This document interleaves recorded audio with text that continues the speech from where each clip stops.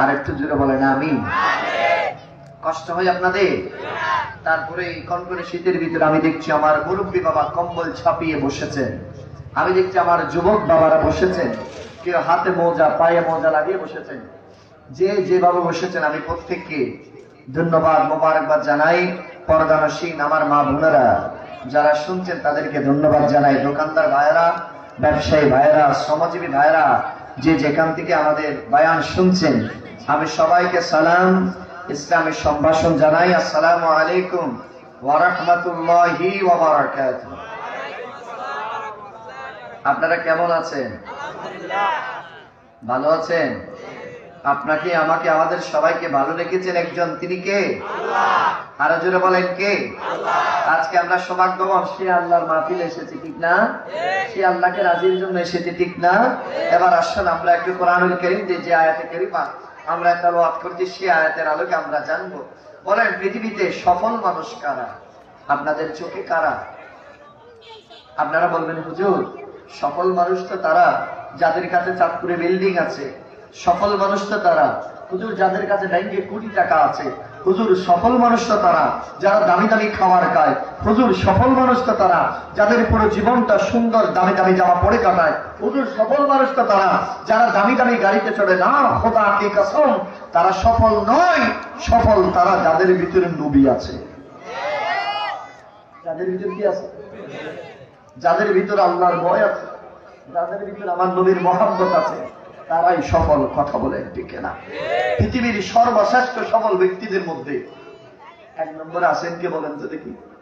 আমার নবীর উম্মতের ভিতরে আমার নবীজি বলেছেন আফজালুন নাস বাদাল আম্বিয়া, তিনি হচ্ছেন আবু বকর সিদ্দিক। সুবহানাল্লাহ বলেন। আবু বকর সিদ্দিকের কি টাকা বেশি ছিল সেজন্য? না। পয়সা বেশি ছিল, ধন সম্পদ বেশি ছিল, কি জন্য? শুধুমাত্র নবীর মহব্বতের কারণে, নবীর ভালোবাসার কারণে। সেজন্য মনে রাখবেন, হাদিস প্রমাণ করে, কোরআন প্রমাণ করে।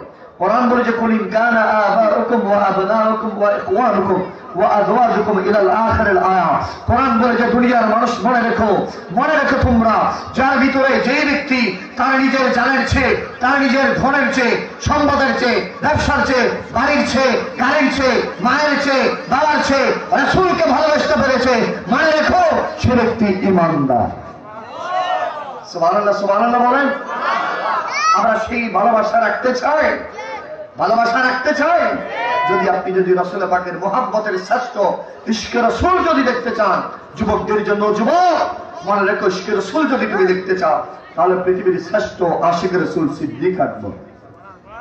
সুবহানাল্লাহ। পৃথিবীর শ্রেষ্ঠ আশিক ফারুক আযম, পৃথিবীর শ্রেষ্ঠ আশিক নবীর সাহাবী, পৃথিবীর শ্রেষ্ঠ আশিক আহলে বাইত রাসূল। জুড়ে বলেন সুবহানাল্লাহ। সেই নবীর সাহাবীরা কেমন নবীকে ভালোবাসতেন, কেমন নবীজির জন্য জান কুরবান দিতেন। আজকে আমার যুবক ভাইয়েরা, অনেক যুবক ভাইয়েরা দেখা যায় যে বলে যে হুজুর আমি জামা পড়েছি, হুজুর আমি ওযু বানাইতে পারবো না, কেমনে নামাজ পড়তাম? হুজুর আমি দামি জামা পড়েছি, আমি আমার এই জামার আয়রনের বাসটা বাঁধতে পারবো না, কেমনে আমি নামাজ পড়তাম?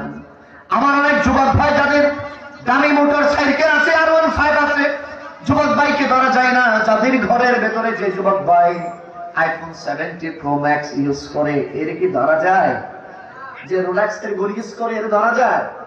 যে দামি শুট পরে, এর ধরা যায়? এর সম্মান অনেক উপরে। কিন্তু আপনারা আমারে বলেন, এই চাঁদপুরের বাগাদিতে এমন ব্যক্তি আছে যে ব্যক্তির একটা জামার দাম 1 লক্ষ টাকা। পরে আব্দুল্লাহ 1 লক্ষ টাকার জামা এখানে কেউ পরে? আপনাদের এখানে কেউ পরে? 2 লক্ষ টাকা, 50,000 টাকার জামা পরে না তো। আপনি ইতিহাস যদি জানেন, আপনি অবাক হয়ে যাবেন। মক্কাতুল মুকাররমার শ্রেষ্ঠ একজন যুবক, যিনার নাম মাসহাব ইবনে উমাইর। জুড়ে বলেন সুবহানাল্লাহ। যিনি একটা জামা পরতেন, কয়টা? একটা জামা পরতেন, সে সময়কার 200 দিরহাম। জুড়ে বলেন সুবহানাল্লাহ। জুড়ে বলেন কত দিরহাম? 200 দিরহামের জামা তিনি পরতেন। আজকে আমি আপনি আতর দিয়ে একটু করে তিনি সেই মদিনা, সেই ইয়াসরিবে, সেই মুলকে শামের কস্তুরীযুক্ত সুগন্ধি তিনি গায়ে দিতেন। বাদশার শ্রেষ্ঠ ব্যক্তি ছিলেন মক্কার জমিনে।